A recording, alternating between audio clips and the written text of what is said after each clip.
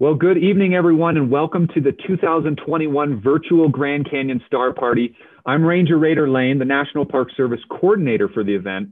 And for 31 years running, Grand Canyon has been celebrating our pristine night skies through the annual Grand Canyon Star Party. Now, ordinarily, we have hundreds of astronomers and thousands upon thousands of visitors coming to the park to enjoy 8 nights of some of the most pristine, darkest night skies in the United States.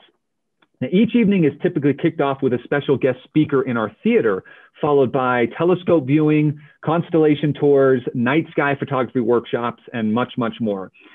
Next year's Grand Canyon Star Party is June 18th through the 25th, 2022. So mark your calendars and hopefully we'll be able to celebrate on site next year.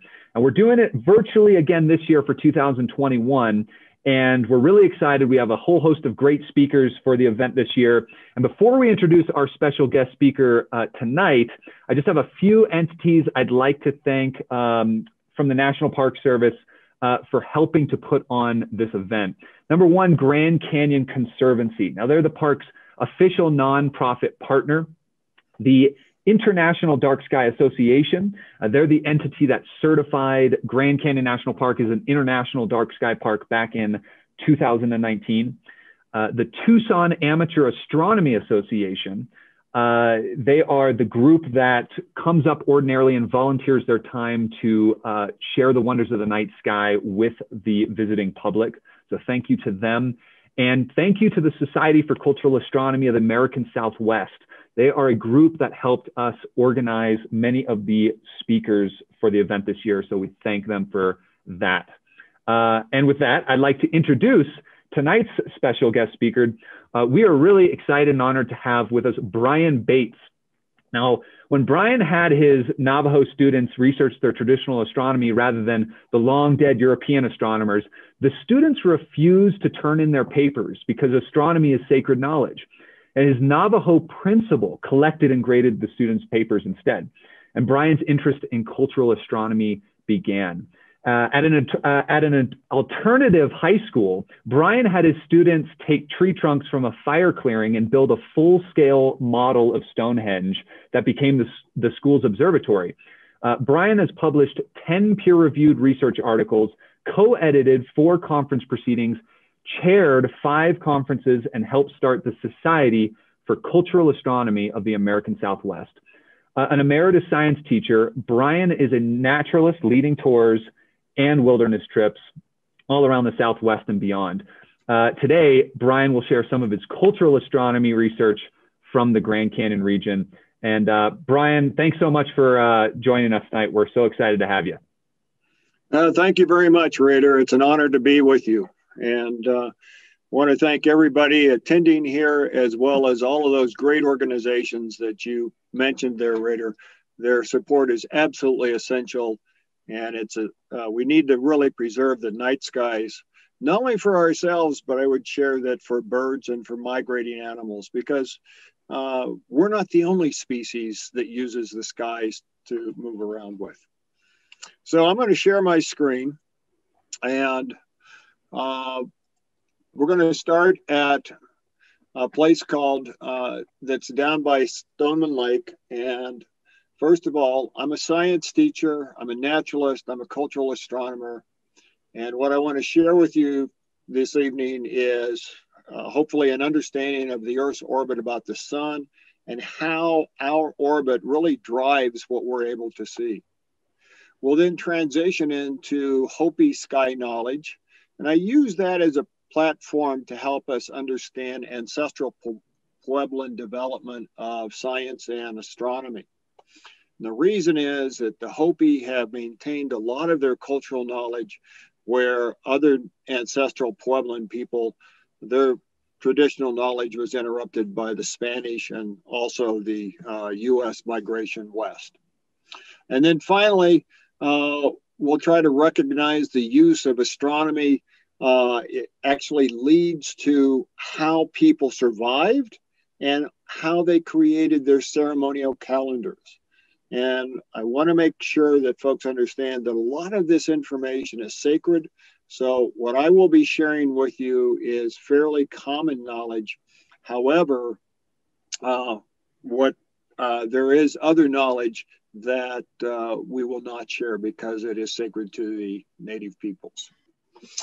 I want to begin with just recognizing that we're in the Four Corners region, and this area has the highest concentration of national parks, national monuments, and that's largely because of the concentration of ancestral cultural sites, as well as the geology, the varied nature of the biota in the region. So normally I could take you through numerous different sites, and what I will share with you here is that this is the Grand Canyon is right here. So that's where we're going to be looking at tonight. As well, we'll go over to Wapatki National Monument.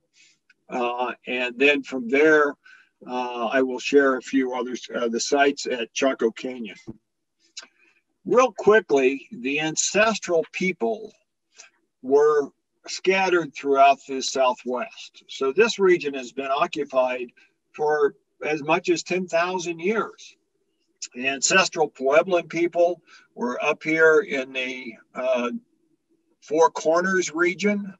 The Sinawa people are just south, and we'll look at one Sinawa site very quickly. And then you have the Hohokam down in the Phoenix, southern Arizona region, the Patayan over in the Great Basin region, the Mogollon. And what's important to know here is that these are different cultural regions, but they are also trade routes that go through, they're sharing information, they're learning from one another. So this is a large region that is culturally diverse and yet has similar lifestyles. Now, we're going to take a quick view at what we see in the sky. And so here is our night sky observer, or daytime. And the observer can look to the east, perhaps see the sun rise. And as the sun rises, it transits across the sky, comes around, and then sets. Well, if it's the sun, depending upon where we are in our annual cycle about the sun itself, then what ends up happening is that you're going to have a change in position of where the sun rises and where the sun sets. But the same thing happens with stars, but we'll see that different times of years, you're going to see different constellations. If we now step out and we're in a spaceship looking back at the Earth, you can see that the sun is in the center. This is the Earth, and the Earth's pathway about the sun is this blue line. And now this blue line, of course, takes us from the winter solstice. We go past the cross-quarter date, that's halfway between a solstice and an equinox, past the cross-quarter date of Groundhog's Day. This is spring equinox. May Day is the most recent of the cross-quarter dates we've passed, and we're coming up very quickly on the summer solstice. Then we come around to August 6th, another cross-quarter date, the autumn equinox, and we come back to the Halloween, which is the fall or the fall cross-quarter date. Now, this is important because this will tie into the Hopi calendar. If we go one more step further out, we find that here is the sun. The sun is right here, and this is the Earth's orbit about the sun. And so as we orbit about the sun, what happens is we're going to see different constellations at different points in time. Now, when the sun is up, those stars are still in the sky. We can't see them because the sun is so bright. But the whole idea here is to understand that our movement around the sun and our annual orbit is what determines which part of the sky we see. Now, this is the Hopi calendar. It's put together by Dr. Robert Brunig and many Hopi people. And it basically gives us a perspective of time on what is called the Katsina season and the non-Katsina season. So I want to be very clear that Katsinas are essentially the essence of people who have lived a Hopi life, have passed away, but continue to live in a different form. And non-Katsina season is when those essences of those people have gone back underground and then they return.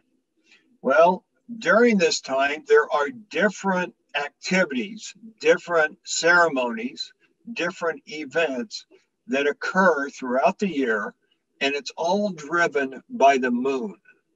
So the Hopi calendar is based upon the moon.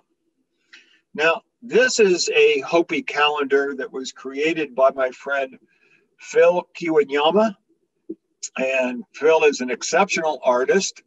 This is the Hopi sun god right here, and right above it is two Katsinas that have been put together, the Ahaha and the Ahole.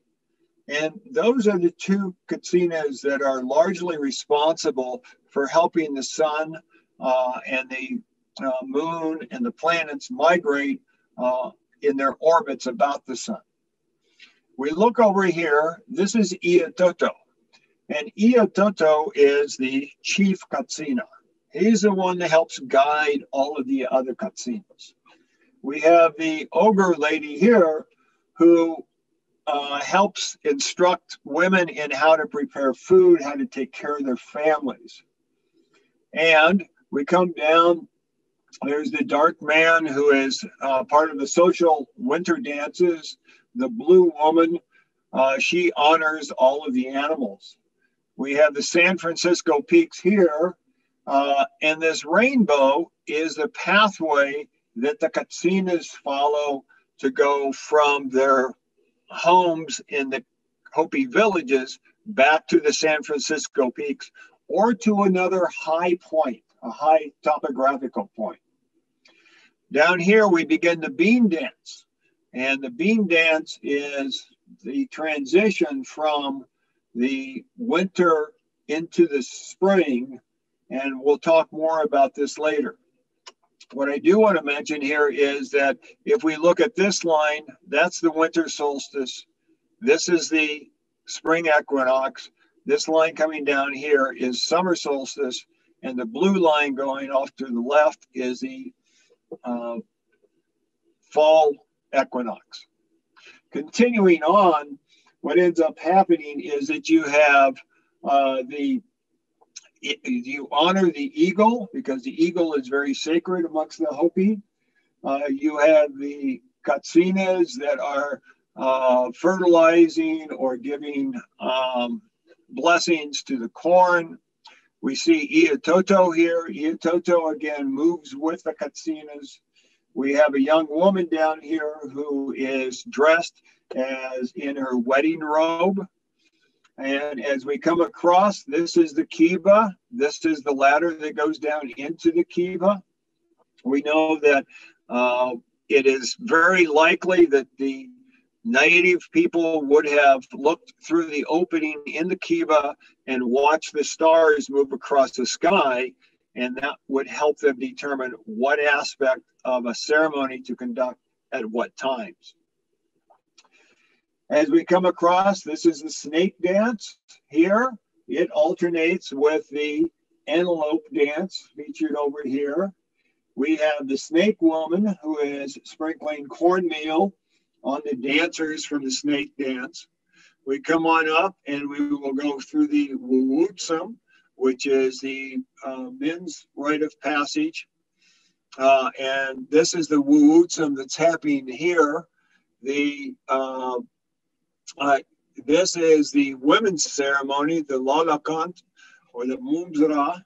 And so the women have their own ceremonies. And that was not recorded in the original ethnography when men coming from the University of Chicago or University of Arizona were originally describing Hopi and other Puebloan people's histories. Finally, we come back here, and we have then the beginning of a new year. So I'm hoping that this gives you a sense of the Hopi calendar system, because the astronomy is tied directly to their calendar. Now, I'm going to start at the Grand Canyon. This is a site that I visited in September of 1982. And the site is this circle of stones right here. And that circle of stones is a sky observation place. And it was independently identified by two different Park Service archaeologists. When I was on a trip, I worked as a VIP, a volunteer in the park. And we were on a river trip, stopping at different archaeological sites. This is the only site that I know of in the Grand Canyon that has astronomical probable cultural meaning. So we're here at the Cardenas. The Cardenas River Camp is just below us. This is the hilltop ruin here. This was likely built by folks that were living at the Unkar Delta. And this site is up here on this ridge. And this is where my transit is. So I'm up there taking measurements from this solar observation station, trying to determine whether or not indeed it is an observation station. Well, it so happens that the sun will rise on the summer solstice right over the thumb, the northern thumb of Comanche Peak. And so that is a probable intentional marker for the winter solstice. The sun will stay there for about 4 days, and then it will begin to move back along the horizon. And this is the eastern edge of the Grand Canyon. And along in one of these divots, if you will, one of the low points in the horizon, you will have the August 6th cross quarter date. As we come along, you hit the equinox. And then as we move along, you can't see it, but we get to the May 1st cross quarters date. But then right in this section here, and this of course is the circle of stone, right inside there is a large rock that has either fallen or there is an opening through which the sun will come on the winter solstice. And so what's happening now is that this alignment is likely very culturally significant, according to Barton Wright, who was the curator of archaeology at the Museum of Northern Arizona for many years. And what we find is that this alignment was likely observed by the Sun Forehead clan and the Bear Strap clan. And if my ethnography is accurate, these are two of the clans that were involved in anticipating and then perhaps facilitating the ceremonies related to the winter solstice. I'm going to shift now and go to Wapatki. Wapatki is to the northeast of Flagstaff, and this is the Kraken Rock site. It is on the far north region of the park, and you have to be with a Park Service ranger to go to these sites. If you look closely, you can see that this is a wall and that there is a small window right here. That's the middle window. You can see a north window there, and there is a south window that's over here. But these windows are all at different angles so that they are going to pick up the sun at different rise points throughout the year. Now, this is standing behind the wall, looking to the east, and you'll notice how flat the horizon is.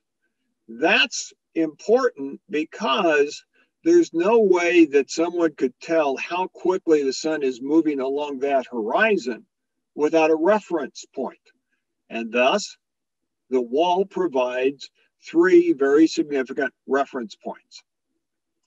What ends up happening is that each of these windows are about 3 to 5 inches wide, but then 25 to 35 inches in length. So it actually funnels your vision to a specific point.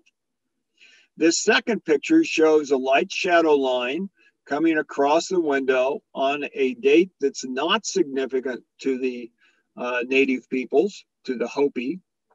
And this light shadow line is going to change position as the sun moves along the horizon so that one can anticipate when the sun will come into the window, when it will be in the center, and when it will leave.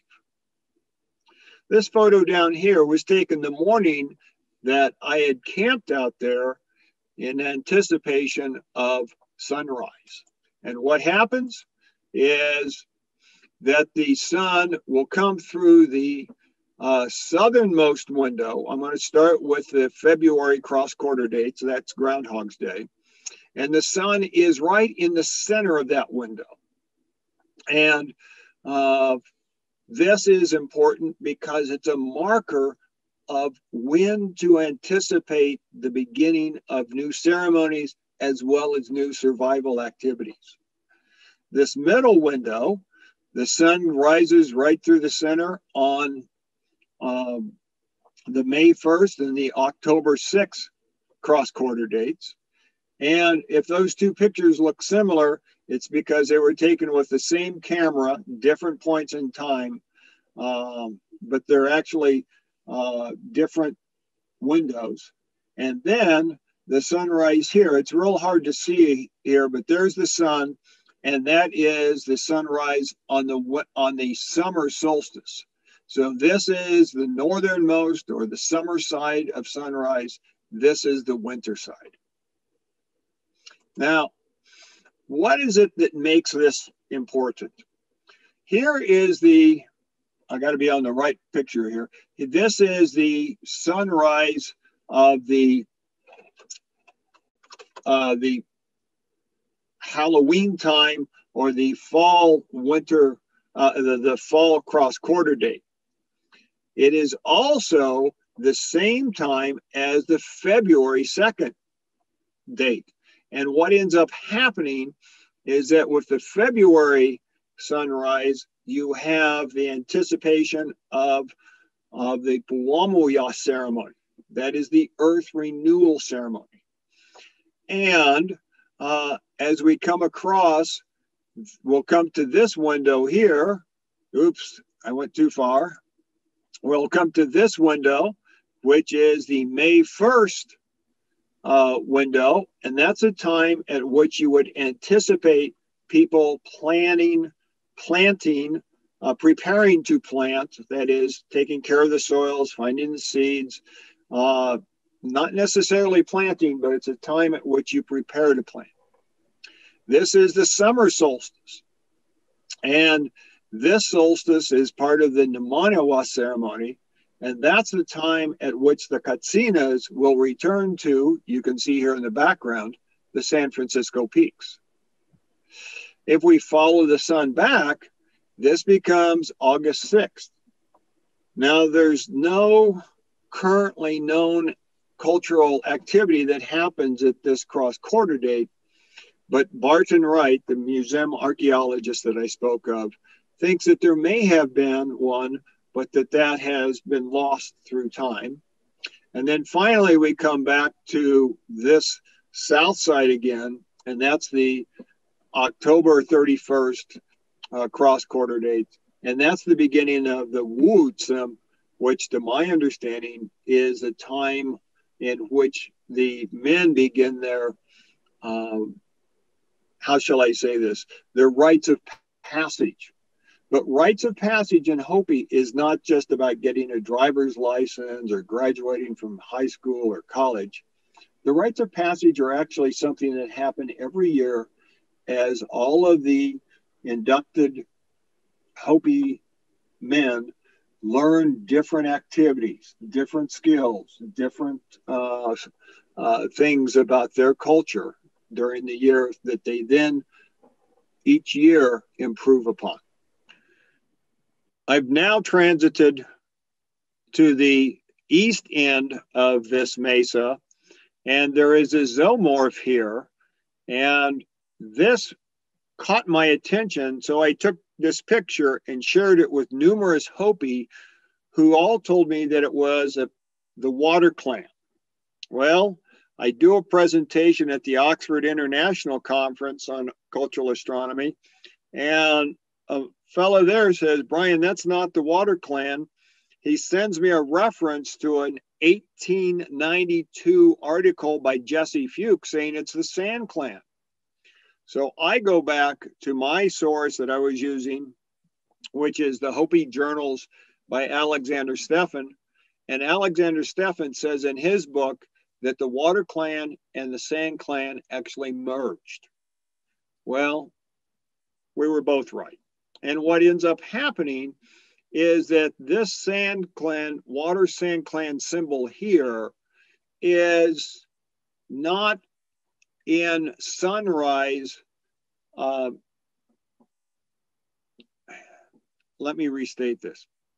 What ends up happening is that this Water Sand Clan symbol has a rock that comes directly out on the south side, and beginning in October, late October, you begin to get this light shadow line at sunrise. Then, right at the winter solstice, the shadow line comes exactly along the side of it, but never completely crosses it. And so this is thought to be an indicator that the Water Sand Clan was likely the people that were living in this region, and that the Water Sand Clan were participating in the activities related to the wall that I shared with you just a couple of minutes ago. But it's interesting that this is the winter solstice, and the Water Sand Clan is not marking the winter solstice. So in talking with Hopi, what I have learned, and if this is accurate, is that Hopi have their religious, social, political power move through the different clans, move through their different societies during the year. So they don't have a leader for 4 years like we do as a president. Instead, they have different people taking different roles on a seasonal basis, such that they distribute the power throughout their community more equitably.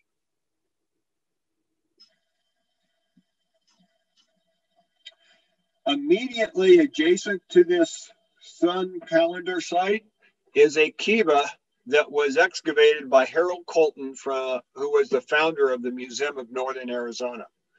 And kivas now are underground structures or embedded in the ground in some way, such that the Hopi are down in the earth. And Harold Colton said that based upon the artifacts found in this site, that he thought it was a kiva. And it's right next to this sun calendar wall. So it gives some association between what's happening physically at the wall to what's happening in the social and religious aspect of the Hopi people. We're going to transition now over to Chaco Canyon, which is in the northwest corner of New Mexico. And a lot of work has been done here. I will go through it very quickly, but I think the place to start is we always see pictures of Pueblo Bonito. That's the big site everybody goes to. And when you see it, it is so incredible. And this, folks, this picture down here is how it looked in 1896. This was the Hyde expedition from the American Museum of Natural History. They excavated over 100 rooms, and this was the beginning of archaeology at Chaco Canyon. But all of this now has been rebuilt. But you have to look at how much has been rebuilt to get some idea of where it was that the walls and the windows were placed, because some of these may not be as accurate as we thought they were as we go there, if we go there today. This is a photograph taken by Charles Lindbergh after the reconstruction, the excavation and reconstruction. An interesting point, this wall right here is directly on a north-south line. But keep in mind that Pueblo Bonito was built in the 900s and 1000s, so 1,000 years ago. And at that time, there was no star in the position of the North Star. So these people had determined the north-south line likely based on shadow cast. The same is true of this line down here, this wall down here, in that that is directly east-west. So what is likely to have happened is that the native Chacoan people set a post, and they used the shadow casting of that post like an hourglass or a sundial, and then determined true north and true east-west. This D-shaped structure, by the way, is very common throughout the Southwest, and we anticipate that some sites in the Southwest may have been related to the D-shaped structure, some of the archaeological, cultural astronomy sites. This is Fajada Butte, and Fajada Butte is a remnant of what used to be a rock layer all the way across here. So this is an erosional remnant. Now, we always send the ranger, and this is why we have radar here. We send the ranger up here first for two reasons. Number one, there's a resident rattlesnake that lives down here. And I've been up on top 3 or 4 times, and that snake has consistently been there. Secondly, this site has been closed off so that the public can't have access. So the ranger has the key to get up the cliff. So now we're on top of Fajada Butte, and this is where the Sundagger site exists. Here are the 3 rocks that create the Sundagger site. So if you squeeze them together, lift them up with your mind, put them back into this crack, and then let them fall down, you'll see that they can split apart. And in splitting apart, they create channel 1 and channel 2. Here on the right, you can see through channel 2 that there is a spiral petroglyph that's been etched into the rock wall behind the 3 rocks that are leaning up against the wall there. That photo was taken by Dr. Robert Mark from the U.S. Geological Survey. This is a picture taken from the National Geographic in the late 1970s. It shows that it is the position of the sun in the sky is going to cause different light shadow events on this petroglyph. And so what we'll see in a couple of minutes is that there is the spring equinox. Here is the summer solstice with the light dagger going through the center. This yellow line right here is the same all the way down. So now we go to the fall equinox. And the difference is there's a small petroglyph that's going to have a little marking. And then at the winter solstice, this petroglyph is exactly bracketed by 2 daggers of light. Now, this is a picture taken by the Solstice Project with Dr. Rolf Sinclair and others. The point is that they took a picture laying on the ground, looking up, so that you can see the channels that the light comes through. And this alignment right here happens to be related to the moon. We're not going to get to the moon today because we're looking at sun knowledge of the ancestral people. This is the summer solstice light dagger site. These photos were taken by Dr. Andy Odell, and we were up there on June 19th, 20th, and 21st. These were taken on June 20th, and you can see this light dagger coming right down through the center of the spiral petroglyph. Now, these photos are about 3 to 4 minutes apart from one another, and we have a set of about 20 photographs. So you can see that this is a very precise marker. And down here, you'll see that I'm holding a nickel to give you a size indication of the width of that light. And so basically what's happening is that this site is marking, as I'm showing you here, the summer solstice with a great deal of accuracy.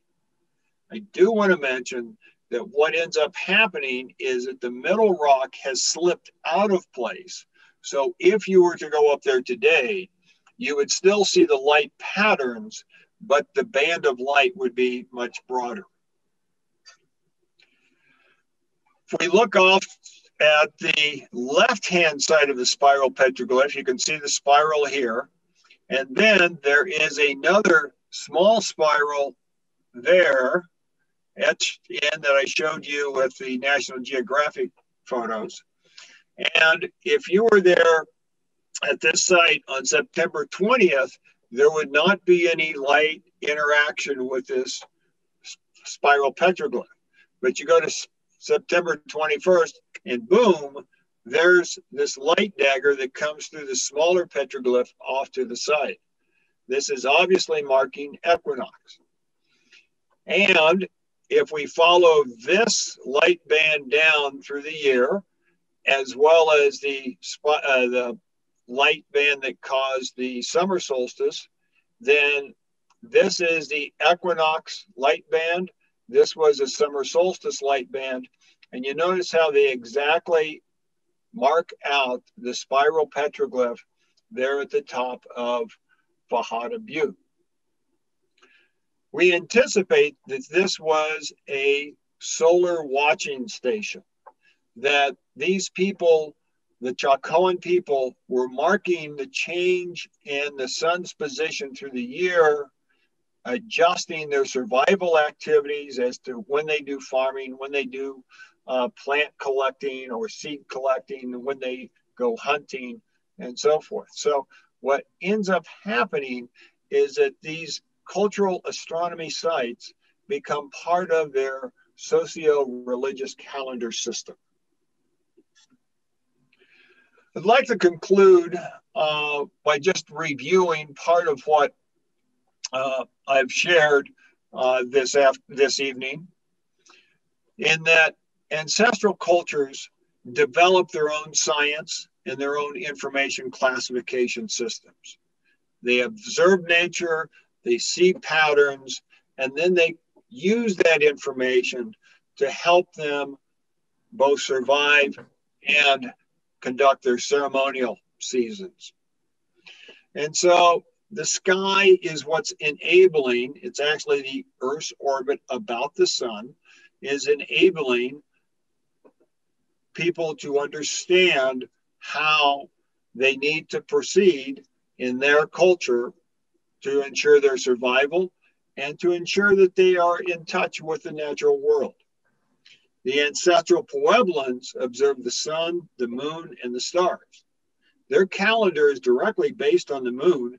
And in fact, for the Hopi, to my knowledge, all of their activities begin, all of their religious activities begin with the crescent of a new moon. Now, as I've shared before, some knowledge is sacred and it is not spoken of. It's not talked about. And in cultural astronomy, our objective is to understand and respect that traditional knowledge so that it is available not only to the culture that created the knowledge, but also to others so that we can better understand how humans have adapted to live on planet Earth. So thank you very much and have a wonderful evening. All right. Well, Brian, thank you so much. That was an excellent talk. Fascinating stuff discussed there. Just have a couple of follow-up questions for you, if you don't mind. Sure. The sites that you talked about in your PowerPoint here were some of the sites that you worked on specifically. Yes. And just could you plug those into a broader context as to how prevalent some of these sites when it comes to building alignments are, when it comes to solar petroglyphs and things like that? How prevalent or non-prevalent are these in the American Southwest? So I've been very fortunate to visit numerous different sites. I've been doing this work for 25, 30 years. And in the process, I will tell you that maybe 1 out of 10, 1 out of 20 of the sites I visit actually has demonstrable cultural meaning. So I see a lot of sites and I'll see a spiral petroglyph and yeah, light goes across it, but the light's going across it year round.